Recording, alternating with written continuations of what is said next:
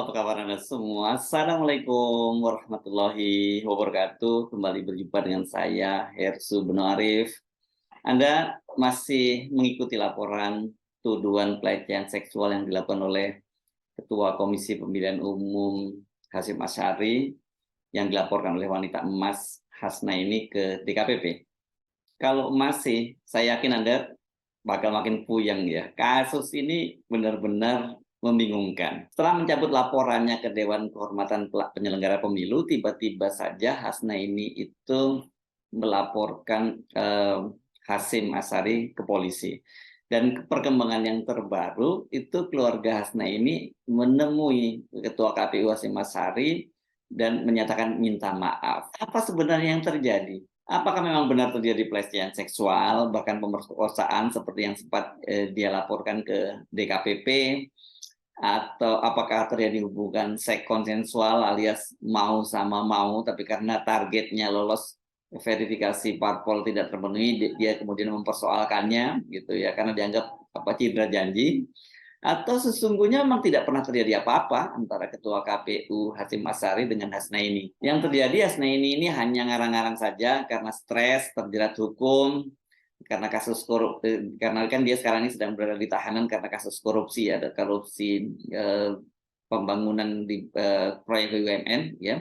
Dan kemudian partainya, Partai Republik Satu nggak lolos verifikasi KPU pula itu ya. Sehingga dia sakit dan depresi, sehingga muncul video testimoni yang menggegerkan beberapa waktu yang lalu. Dan yang lebih seru lagi, semua kehebohan itu terjadi karena adanya motif pemerasan Hasnaini terhadap Hasyim Asyari. Motif terakhir ini nggak main-main, karena yang menyampaikan adalah Farhad Abbas. Ini pengacara yang sebelumnya ditunjuk Hasnaini untuk melaporkan Hasyim Asyari ke DKPP. Kasus ini mencuat pada tanggal 23 Desember 2022. Ini tahun lalu ya. Kelihatannya lama banget kalau ngomongin tahun lalu. Padahal kan sebenarnya bulan lalu ya. Ketua DKPP, Hedi Lugito, pada waktu itu mengaku sudah menerima laporan itu dan sedang melakukan verifikasi. Dan Farhad Abbas sebagai pengacara waktu itu mengaku punya bukti berupa video testimoni, foto-foto, tiket pesawat Hasyim Asyari dan Hasnaini ke Jogja, dan screenshot percakapan WhatsApp di antara keduanya. Tidak lama setelah itu kan beredar video testimoni Hasnaini yang dibuat oleh Farhad, dan ini sempat menggemparkan. Gimana Bu Aisyah nih? Kita mau tahu tentang kejadian pelecehan yang dilakukan oleh Ketua KPU terhadap saudari dan kurang lebih antara bulan Juli dan bulan Agustus kemarin. Ya, saya tidak bisa berkata dengan apa-apa dan saya tidak bisa mengucapkan apapun. Ya, kita akan buktikan saja nanti dengan fakta-fakta yang ada dan bukti chattingan saya antara bapak ini. Iming-iming untuk meloloskan partai itu ada? Atau untuk membesarkan partai bersama? Sangat. Dan Ya. saya sangat sedih dengan apa yang dijanjikan dan akhir hidup saya berakhir di penjara. Kira-kira apa yang kalau menyangkut kejahatan atau kekerasan seksual maupun upaya-upaya itu bisa dibuktikan Bu Aisyah? Bisa dibuktikan, buktinya cukup kuat. Apakah pantas perilaku seorang ketua KPU untuk melaksanakan atau Mekanisme bekerjanya KPU di dalam sehingga orang bisa diloloskan. Termasuk saya waktu di luar bisa lolos di tahap 1. terus menurut saudara? Pada itu artinya gini Bu Hasnaini, pada waktu tahap 1 memang berarti yang bekerja itu bukan partainya Ibu Hasnaini kan? Ibu Hasnaini hanya menerima bersih saja. Betul. Berarti yang mengerjakan itu aparat KPU semua. Betul. Di bawah perintah Ketua KPU dan kawan-kawannya. Jadi mereka sudah mendesain untuk menjadi presiden itu adalah Ganjar dan Erick Thohir. Anda yakin ini? Bukan? Itu statement dari dia, saya tidak tahu. Dari kalau siapa? Dari Ketua KPU? Statementnya Pak Hasyim Asyari sendiri kepada saya, bercerita waktu saya berduaan.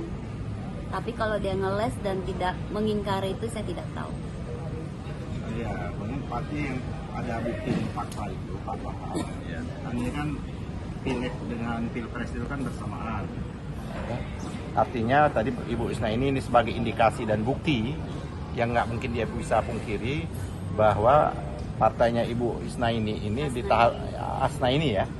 Hasnaini di tahap pertama Partai Republik Satu ya. Partai Republik Satu itu kan lolos.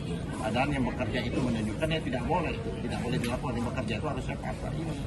Berarti jauh sebelumnya juga mungkin sipol-sipol itu mereka juga mengerjakan semuanya itu. Gitu. Dengan menggunakan ini tadi kecurangan pemilu itu dengan menggunakan sistem IT. Yang pernah Bos Teh, menurutnya ini kan apa kira-kira yang Anda ketahui selama masa ujuk rayu itu tentang sistematis cara kerja KPU dalam pembentukan demokrasi Indonesia yang tidak fair itu dari mana? Meloloskan partai atau tidak meloloskan partai? Coba jelaskan. Ya, itu dari sistem IT mereka tentunya pasti satu. Yang kedua, dia pernah menjelaskan kepada saya bahwa yang akan menjadi Presiden Republik Indonesia itu akan didesain oleh KPU bahwa Pak Ganjar dan pasangan Erick Thohir. Dan saya adalah korban Erick Thohir masuk di penjara ini, itu aja.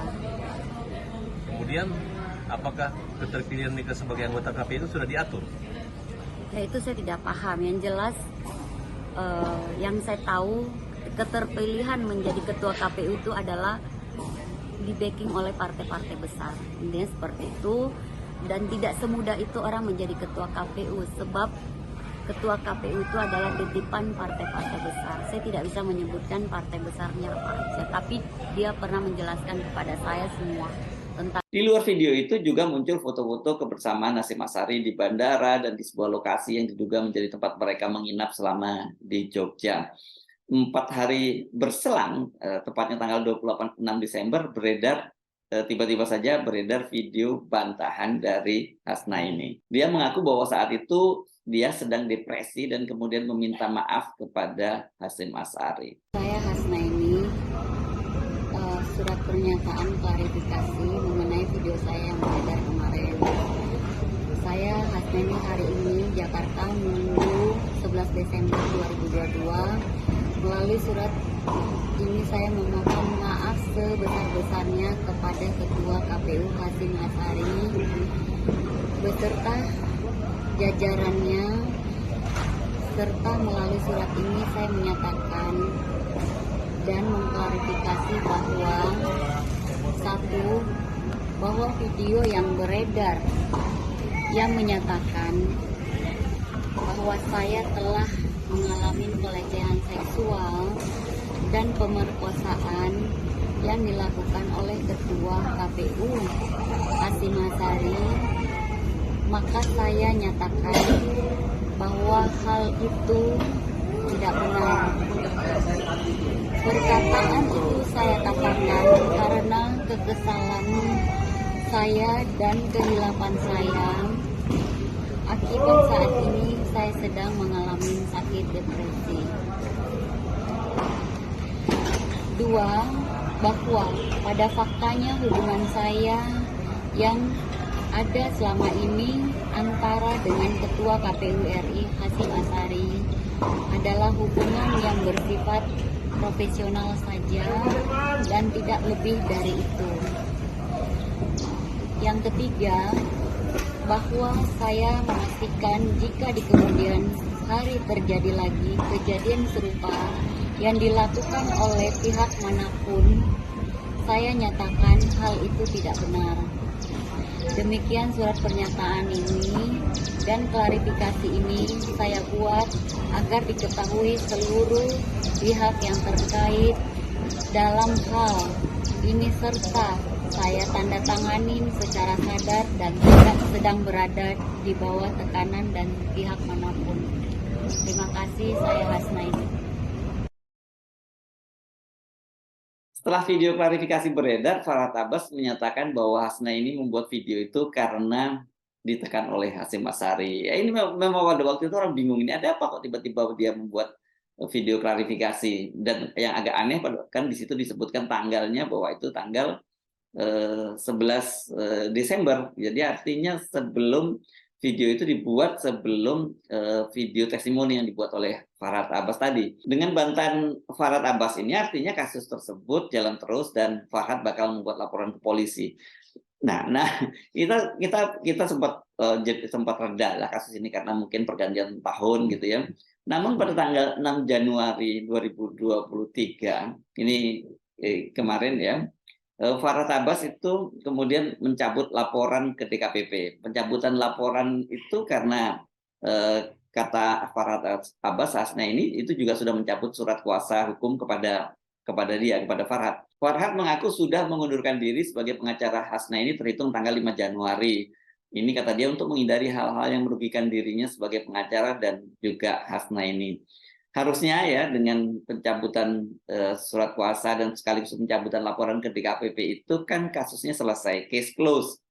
Ternyata belum juga. Berdasarkan keterangan pers pada tanggal 17 Januari 2023, jadi berapa ya, 2 hari yang lalu itu, Sekjen Partai Republik Satu, ini namanya Ihsan Prima Negara, itu yang dia juga sekaligus mengaku sebagai pengacara Hasna ini yang baru, itu telah melaporkan Ketua KPU ke Polda Metro Jaya. Ihsan mengaku laporan itu sudah diterima dan dia menyertakan sejumlah barang bukti berupa foto-foto, screenshot, tiket, dan lain-lain. Ya, sama seperti yang disampaikan oleh Farhad Abbas.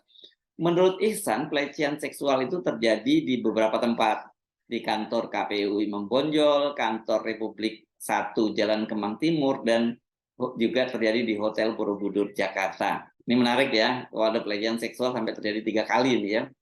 Menurut pengakuan Ihsan Prima, klien kami kenal tanggal 13 Agustus 2022 di kantor KPU. Disitulah mulai terjadi pelecehan. Laporan dari Hasna ini juga dibenarkan oleh Polda Metro Jaya. Kepala Bidang Humas Polda Metro Jaya, Komisaris Besar Truno Yudo, membenarkan telah menerima laporan Hasna ini. Drama Hasna ini tidak berhenti sampai di situ.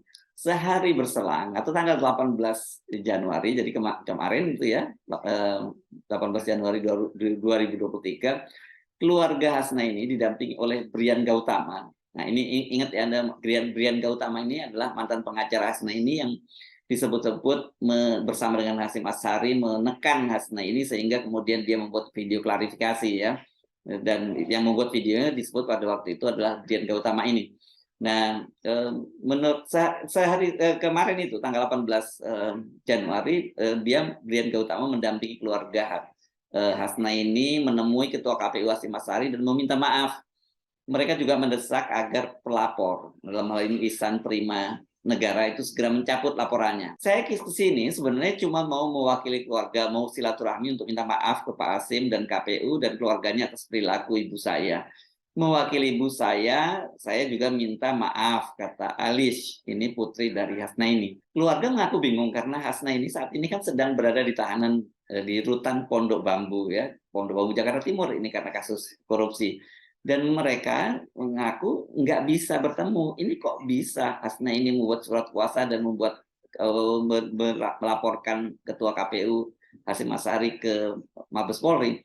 Tindakan ibu saya beberapa waktu terakhir ini sangat mengecewakan, kata Elis. Dia menyebut bahwa laporan itu merupakan manipulasi dari Ihsan yang selama ini mengklaim sebagai suami dari Hasna ini. Dia mengaku-ngaku sebagai suami dari Hasna ini menurut versi Elis. Jadi ini katanya diduga dia merupakan menikah siri dengan Hasna ini.